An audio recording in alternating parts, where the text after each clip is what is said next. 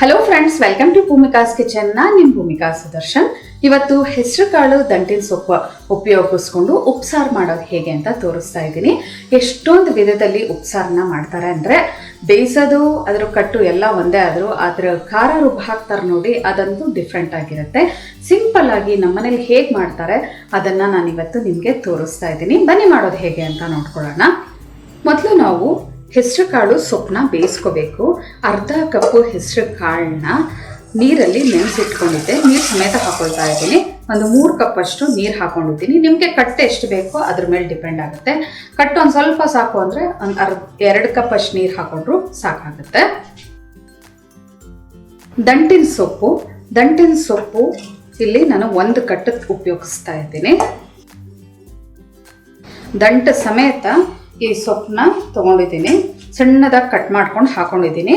ಇದಿಷ್ಟೇ ಅಂತ ಅಲ್ಲ, ಈ ಒಂದು ಸಾರಿಗೆ ನಾವು ಯಾವುದೇ ಒಂದು ಕಾಳು ಸೊಪ್ಪನ್ನ ಉಪಯೋಗಿಸ್ಕೊಂಡು ಮಾಡ್ಕೋಬೋದು, ಇಲ್ಲಾಂದರೆ ಬರೀ ಕಾಳನ್ನ ಬೇಯಿಸ್ಕೊಂಡು ಮಾಡ್ಕೋಬೋದು. ಇವಾಗ ಲಿಡ್ ಕ್ಲೋಸ್ ಮಾಡಿಕೊಂಡು ಸ್ಟವ್ ಆನ್ ಮಾಡ್ಕೋತೀನಿ. ಲಿಡ್ ಕ್ಲೋಸ್ ಮಾಡ್ಕೊತಾ ಇದ್ದೀನಿ. ಹೆಸರು ಕಾಳು ಒಂದು ಅರ್ಧ ಗಂಟೆ ನೆನೆಸಿರೋದ್ರಿಂದ ಲೈಟಾಗಿ ಸಾಫ್ಟ್ ಆಗಿದೆ. ಒಂದು 2 ವಿಷಲ್ ಕೂಗಿಸ್ಕೊಂಡ್ರೆ ಸಾಕು. ಸೊಪ್ಪು ಚೆನ್ನಾಗಿ ಬೇಯುತ್ತೆ, ಹೆಸರು ಕಾಳು ಕೂಡ ಚೆನ್ನಾಗಿ ಬೇಯುತ್ತೆ. ಇಲ್ಲ ನಮಗೆ ಕುಕ್ಕರಲ್ಲಿ ಬೇಯಿಸೋಕೆ ಇಷ್ಟ ಇಲ್ಲ ಅನ್ನೋರು ಪಾತ್ರೆಯಲ್ಲಿ ಕೂಡ ಈ ಒಂದು ಕಾಳು ಸೊಪ್ಪನ್ನ ಬೇಯಿಸ್ಕೊಂಡು ನೀವು ಮಾಡ್ಕೋಬೋದು. ಮೀಡಿಯಮ್ ಟು ಹೈ ಫ್ಲೇಮಲ್ಲಿ ಬೇಯಿಸ್ಕೊಳ್ತೀನಿ. ಪ್ರೆಷರ್ ಬಿಟ್ಟಿದೆ. ಈ ಕಾಳೇ ಸೆಪ್ರೇಟು, ಕಾಳು ಸೊಪ್ಪು ಜೊತೆಗೆ ನೀರೇ ಸೆಪ್ರೇಟ್ ಮಾಡ್ಕೊಳ್ಳೋಣ. ನೋಡಿ, ಈ ಥರ ನಿಮಗೆ ಒಂದು ಸ್ಟ್ರೈನರಲ್ಲಿ ತೂತಿನ ಪಾತ್ರೆಯಲ್ಲಿ ಈ ಥರ ಶೋಧಿಸ್ಕೊಂಡ್ಬಿಡ್ತೀನಿ. ಇವಾಗ ಈ ಕಾಳು ಸೊಪ್ಪಲ್ಲಿ ಬರೀ ಕಾಳು ಮಾತ್ರ 1 ಟೇಬಲ್ ಸ್ಪೂನ್ ಅಷ್ಟು ತೊಗೊಳ್ಳೋಣ. ಈ ಕಟ್ಟು ಒಂಚೂರು ಗಟ್ಟಿ ಬರೋದಕ್ಕೋಸ್ಕರ ಇಷ್ಟು ಕಟ್ಟು ಬಂದಿದೆ ನೋಡಿ. ನಮ್ಮಿಬ್ಬರಿಗೆ ಇಬ್ಬರೇನೋ ಒಂದು 3-4 ಜನಕ್ಕೆ ಈ ಒಂದು ಕಟ್ಟಿನ ಸಾರು ಉಪಯೋಗಿಸ್ಕೋಬೋದು. ನೋಡಿ, ಕಾಳು ಇಷ್ಟು ಎತ್ತಿಟ್ಕೊಂಡಿದ್ದೀನಿ ನಾನು.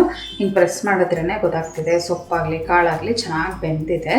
ಇಷ್ಟು ಬೆಂದರೆ ನಮ್ಗಳಿಗೆ ಇಷ್ಟ ಆಗುತ್ತೆ. ಇಲ್ಲ ಸ್ವಲ್ಪ ಕಾಳು ಥರ ಇರಲಿ ಅಂದರೆ 1 ವಿಷಲ್ಗೆ ಆಫ್ ಮಾಡ್ಕೊಳ್ಳಿ. ಅವಾಗ ಕಾಳು ಸ್ವಲ್ಪ ಗಟ್ಟಿ ಇರುತ್ತೆ, ಸೊಪ್ಪು ಚೆನ್ನಾಗಿ ಬೆಂದಿರುತ್ತೆ. ಇವಾಗ ಇದಕ್ಕೆ ಒಂದು ಖಾರನ ರುಬ್ಬಿಟ್ಟು ಹಾಕೊಳ್ಳೋಣ.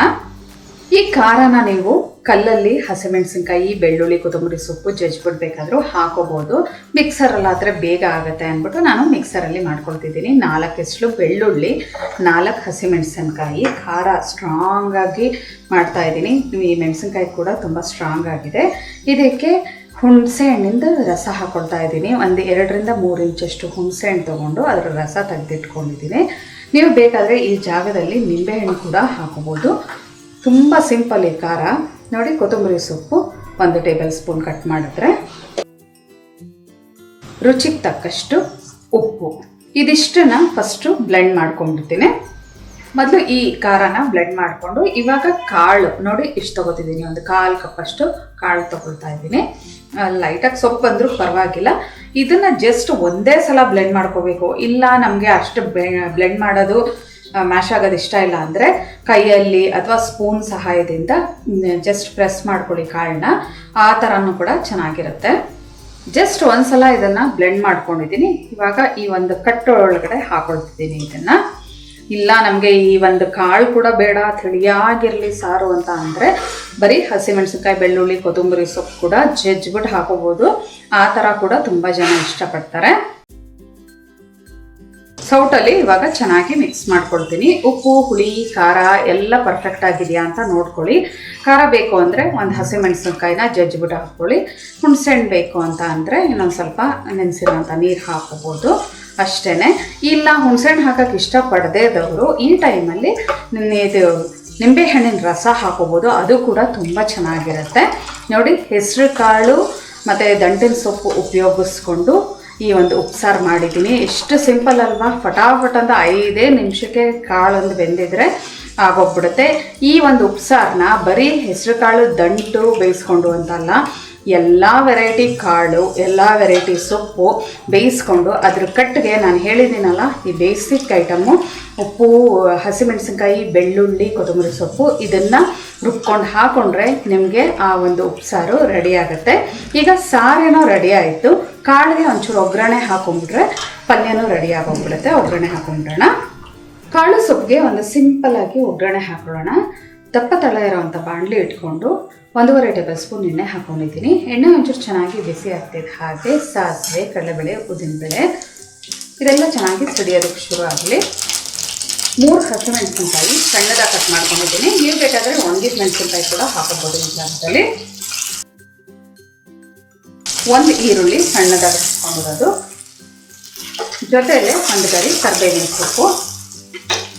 ಈರುಳ್ಳಿ 1 ನಿಮಿಷ ಫ್ರೈ ಆಗಲಿ.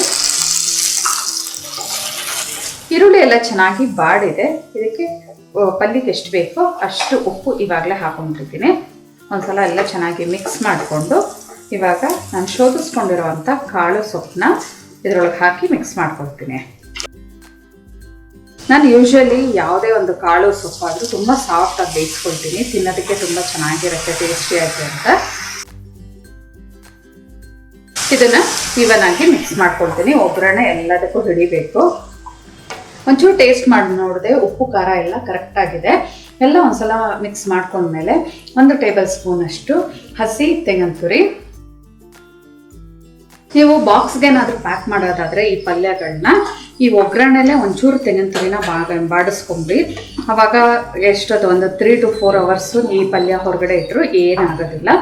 ಇವಾಗ ಈ ತೆಂಗಿನ ತುರಿ ಹಾಕಿದ್ಮೇಲೆ ಎಲ್ಲ ಒಂದ್ಸಲ ಈ ಥರ ಮಿಕ್ಸ್ ಮಾಡಿಕೊಂಡು 1-2 ನಿಮಿಷ ಫ್ರೈ ಮಾಡಿಕೊಂಡು ಹಸಿಗಮ ಹೋಗ್ತಿದ್ದ ಹಾಗೆ ಸ್ಟವ್ ಆಫ್ ಮಾಡ್ಕೊಂಡ್ರೋಣ. ತೆಂಗಿನ ತುರಿ ಹಾಕಿದ್ಮೇಲೆ 1-2 ನಿಮಿಷ ಫ್ರೈ ಮಾಡಿಕೊಟ್ಟು ಮೀಡಿಯಮ್ ಟು ಹೈ ಫ್ಲೇಮಲ್ಲಿ ಸರ್ವ್ ಮಾಡೋದಕ್ಕೆ ಬಿಸಿ ಬಿಸಿ ಹೆಸರು ಕಾಳು ಸೊಪ್ಪಿನ ಪಲ್ಯ ಕೂಡ ರೆಡಿ ಆಯಿತು. ಇವಾಗ 2 ಸರ್ವ್ ಮಾಡ್ಕೊಳ್ಳೋಣ. ಸರ್ವ್ ಮಾಡೋದಕ್ಕೆ ಉಪ್ಸಾರು ಪಲ್ಯ ರೆಡಿ ಇದೆ ನೋಡಿ. ನೀವು ಇದನ್ನು ಮುದ್ದೆ ಜೊತೆನಾದರೂ ಸರ್ವ್ ಮಾಡ್ಕೊಳ್ಳಿ, ಇಲ್ಲ ವೈಟ್ ರೈಸ್ ಜೊತೆನಾದರೂ ಸರ್ವ್ ಮಾಡ್ಕೊಳ್ಳಿ. ಮುದ್ದೆ ಜೊತೆ ಅಂತೂ ಬೊಂಬಾಟ್ ಕಾಂಬಿನೇಷನ್ ಅಂತಲೇ ಹೇಳ್ಬೋದು. ಇವತ್ತಿನ ಈ ಸಿಂಪಲ್ ರೆಸಿಪಿ ನಿಮ್ಗೆ ಇಷ್ಟ ಆಗಿದ್ರೆ ಲೈಕ್ ಮಾಡಿ, ಶೇರ್ ಮಾಡಿ. ಯಾರೆಲ್ಲ ಇನ್ನೂ ಭೂಮಿಕಾಸ್ ಕಿಚನ್ಗೆ ಸಬ್ಸ್ಕ್ರೈಬ್ ಆಗಿಲ್ಲ ದಯವಿಟ್ಟು ಸಬ್ಸ್ಕ್ರೈಬ್ ಆಗಿ. Thanks for watching.